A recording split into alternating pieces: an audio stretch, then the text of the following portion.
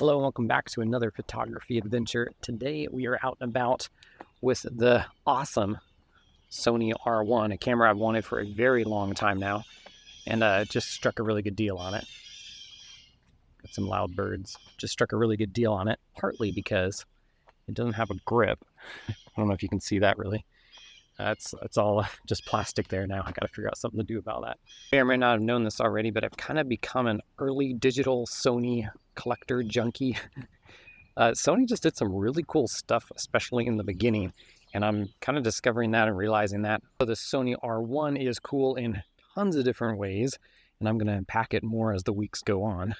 But it is the follow-up to the Sony f828, which you all know that I really love. That's the one you can do the cool infrared conversion hack, and then beyond that, it's just a great camera. It has that awesome 8-megapixel Sony CCD sensor that's in so many different cameras.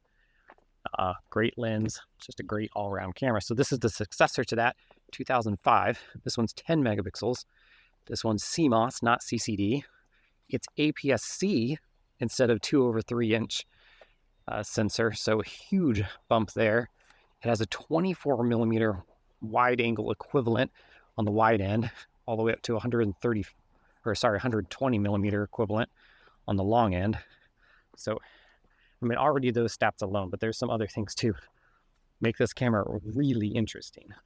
You can see on the front, the lens here, Carl Zeiss T** T* branded lens. I think most of that is just kind of marketing mumbo jumbo. I did think the lens on the f828, which is also a Carl Zeiss branded lens, was quite good. I don't know if I'd, with these things, like when Leica brands their lenses and Carl Zeiss, and I'm forgetting the other ones that are like that, big lens brands that then hand out their branding to these subcompacts. And I mean, I just don't think the lenses could possibly be up to the same standard. Obviously, they're much cheaper lenses. Anyway, so I always find it funny when they say that. Carl Zeiss lens. But so far, so good. Obviously, need to do more testing. This is only my second outing with the camera, so we will see. I need to turn on that startup sound. I don't know how this will come off in the photo, but I kind of like how this log is being lit in the foreground like this. At 24 millimeters, I can open the lens all the way up to f2.8, which is really handy. In a case like this, there's not a lot of light going on right now. I don't know if this is a particularly interesting shot, just like the path here.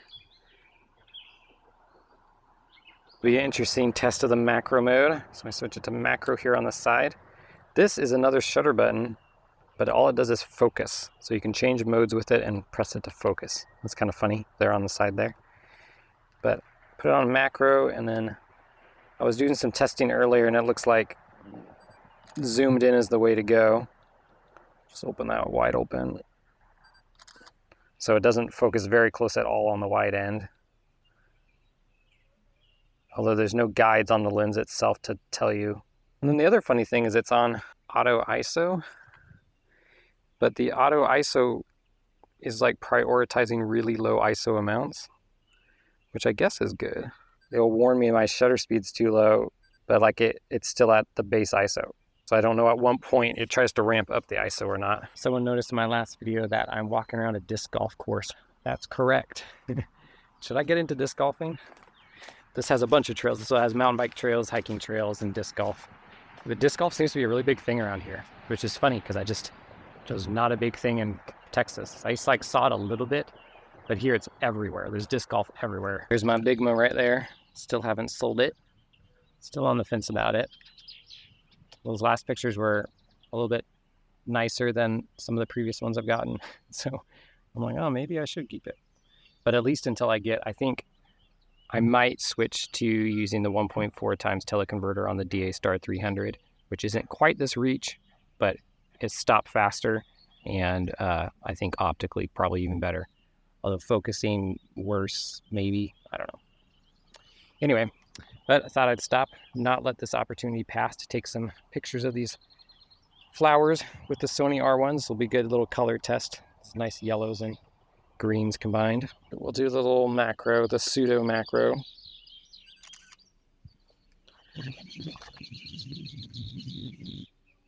Got the Big Ben, the Pentax out, and we have a little bird in the nest, which is so sweet. I can get it to focus through the branches. Pond is a freaking fat frog. Oh. It's gonna take a while for red-winged blackbirds to be boring to me. There's a little bunny out there.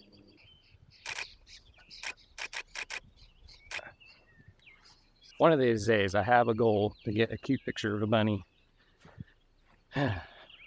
This camera, I think, for the price I paid especially, I need to look back and check because I'm going to forget. But it was under $100. But for that price, this potentially is a fantastic steal of a camera. Unfortunately, there's not many out there.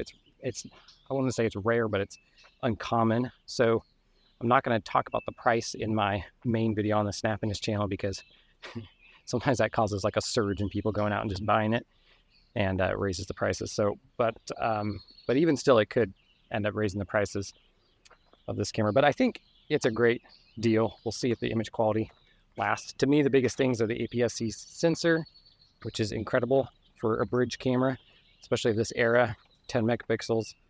Very nice. That flip-up screen is actually really handy, and then it's just really cool. And you know how nerdy I get about the cool things. The lens, it is yet to be seen if that's a good lens. So we'll see optically how that is handling everything. Oh, the 24 millimeters on the wide end, which is just huge.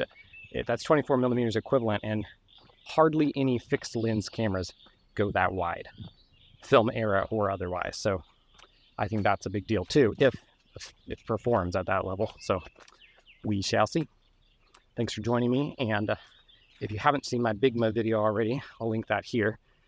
And until next time, as always, happy snapping.